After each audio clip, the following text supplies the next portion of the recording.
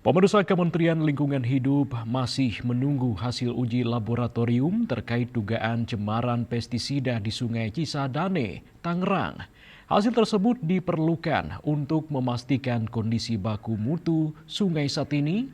Menteri Lingkungan Hidup Hanif Faisal Nurrofik mengatakan masih menunggu hasil lab yang terkait dengan dugaan cemaran karena lab pestisida di bawah pengawasan Kementerian Pertanian.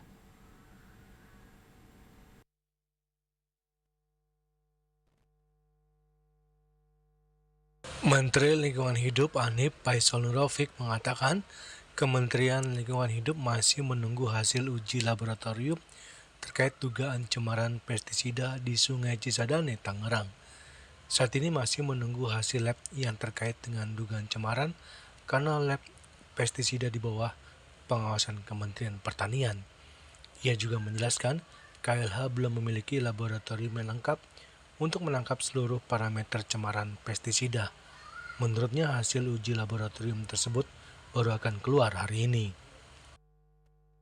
Di Sadane ini sekali lagi kami masih menunggu hasil lab yang terkait dengan pestisida.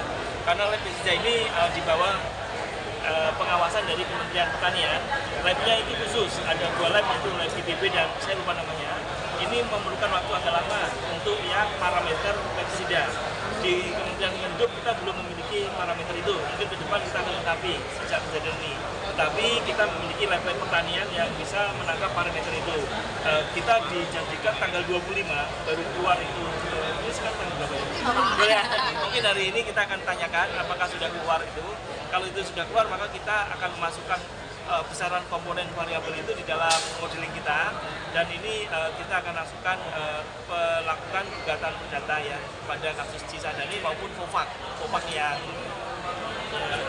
yang udara yang gas orange ya, di Cilegon. Soal Adaro dan akhir.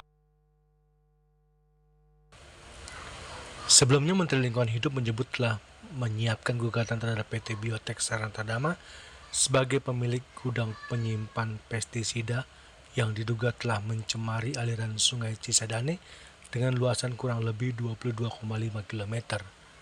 Pencemaran itu meliputi wilayah Tangerang Selatan, Tangerang, dan Kabupaten Tangerang yang mengakibatkan matinya ikan-ikan di Sungai Cisadane.